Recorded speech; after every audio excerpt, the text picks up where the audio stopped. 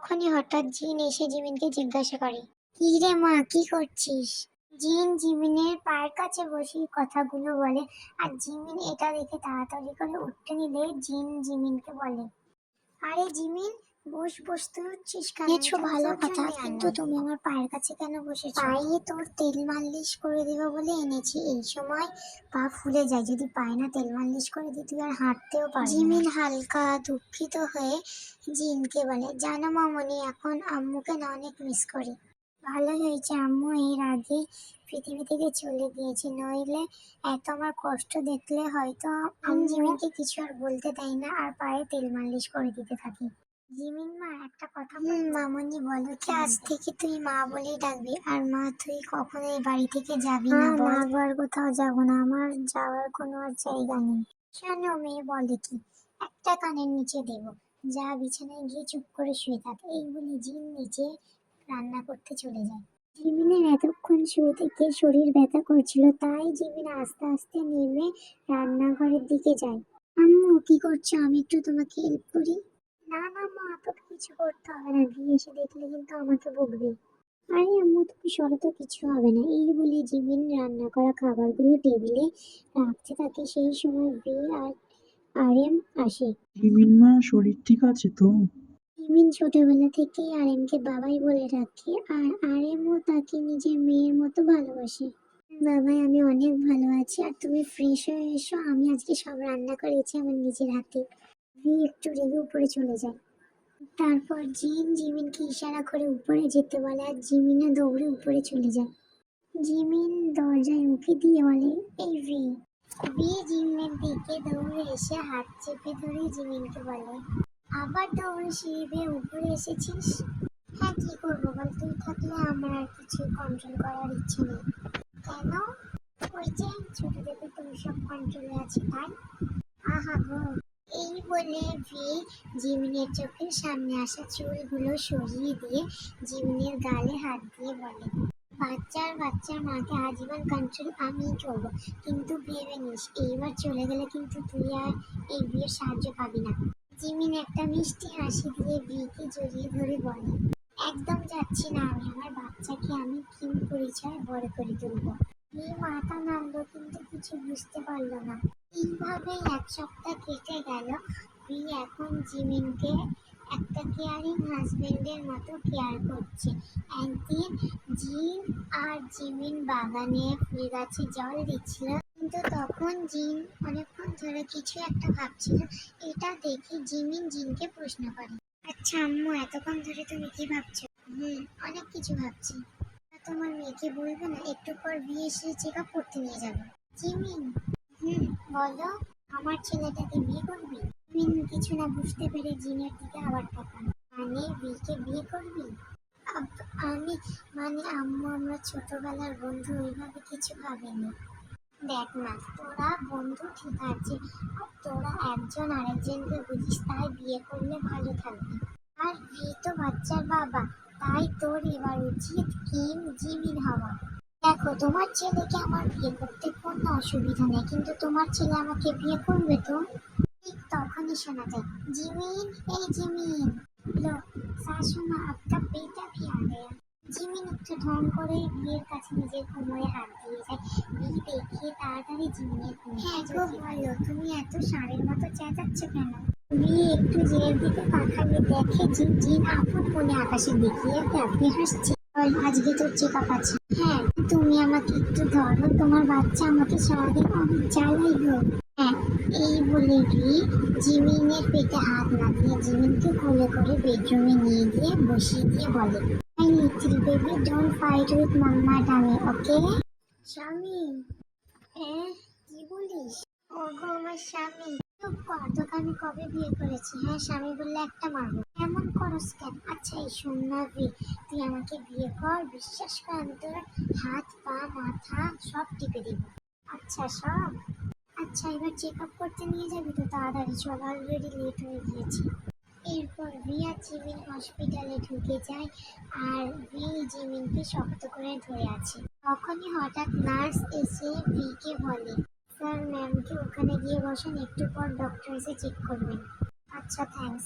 Jimin তুই কিছু খাবে কি আনবো? না, তবে শরীরটা একটু দুর্বল লাগছে।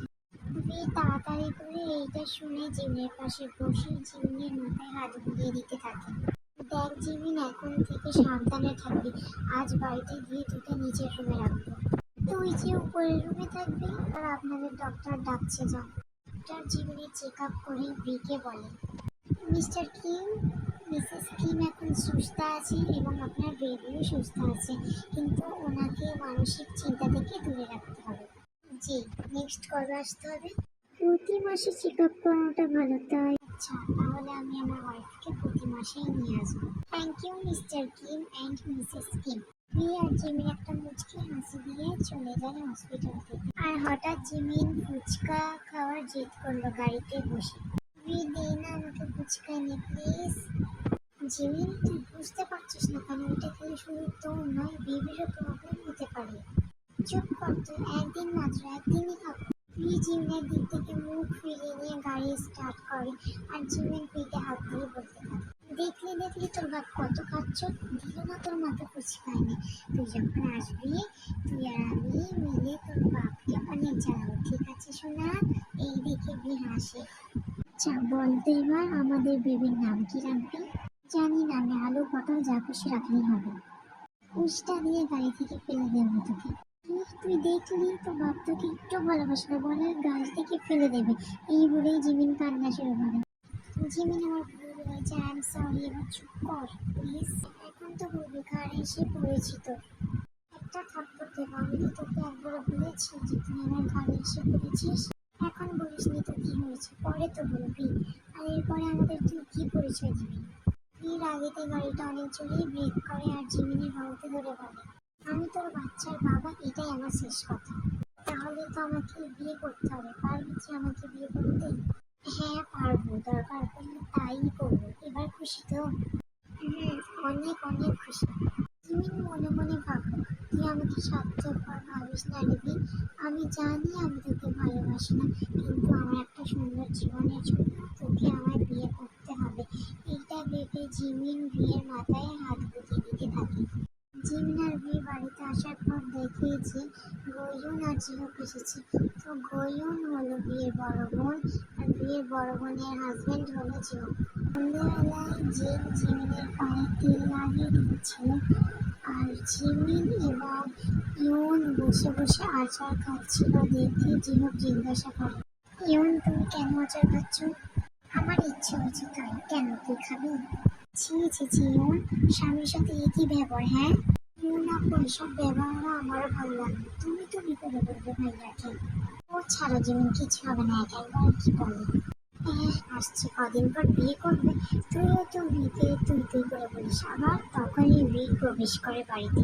জিমিন বিয়েকে দেখে ইচ্ছে করে বলে, আমি তো ওনাকে তুমি করে বলি, উনি তো আমাকে তুলতে পারি বলে। ফিরে জিমিন, আমি না তোকে মানা করেছি এসব খেতে। দেখেছো তুই ওনাকে, তোমার ভাই আমাকে কেমন করে। জিন কিচেনের দিকে যেতে যেতে বলে, তা করবে না, এমন যেমন ভাই তার তেমন দ্বিতীয় হয়েছে। আমি আবার কি করলাম? ওই যে তুমি আমাকে তুই তুই করে বলো। তা কবে আমি তোমাকে তুমি তুমি করেছি? লজ্জা শরম রাখিস একটু, দুদিন পর মেয়েটাকে বিয়ে করবে, তুমি করে বল, লোকে শুনে না হলে কি বলবে?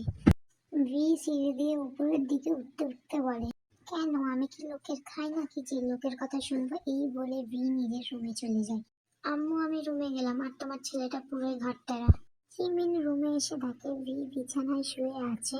তারপর জিমিন আলমারি থেকে বিয়ের জামা বের করতে করতে ভিকে জিজ্ঞাসা করে, খুব ব্যস্ত ছিলি আজ? আজকে অনেক ব্যস্ত ছিলাম। জিমিন জামা বিছানার পাশে রেখে বিয়ের মাথার কাছে এসে বসে বলে, আসুন এখানে। ভি চোখ খুলে দেখে যে জিমিন তাকে কোলে মাথা রেখে দেওয়ার জন্য ডাকছে। ভি একটা মুচকি হেসে জিমিনের কোলে মাথা রেখে বলে, অনেক দিন পর আরাম লাগছে রে, কিন্তু ফ্রেশ হয়ে এসে একেবারে বিছানায় ঘুমালেই তো হতো। না রে, সারাদিন যে চাপ গেছে আর উঠতে ইচ্ছা করছে না, খাবো না আজ। জিমিন ভির চুল একটা জোরে টান দেয়। উফ জিমিন, চুল কেন টানলি? খাবি না কেন তুই? তুই আছিস তাই খাবো না। ফ্ল্যাট করবি না কিন্তু একটা থাপ্পড় দেবো। এই বলে জিমিন বিয়ের মাথাটা নিজের কোল থেকে সরিয়ে নিচে চলে যায়।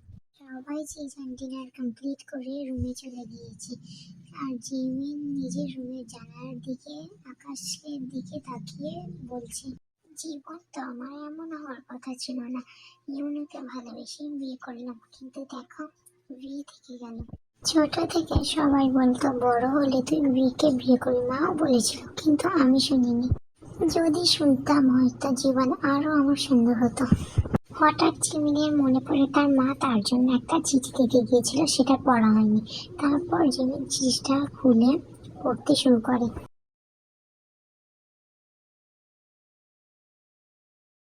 জিমিন চিঠিটা পড়ে হালকা হেসে বিয়ের রুমের দিকে হাঁটা ধরলো।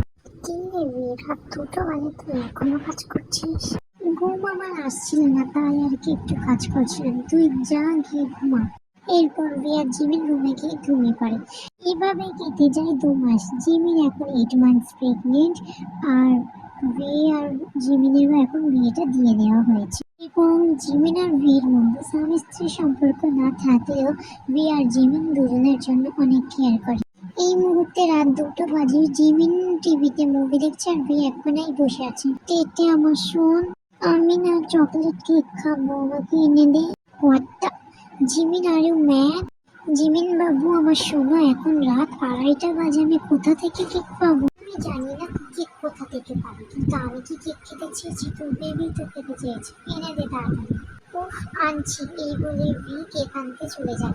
প্রায় অনেকক্ষণ ঘোরাঘুরির পর একটা দোকানদারকে কল করে ডাকা হয়।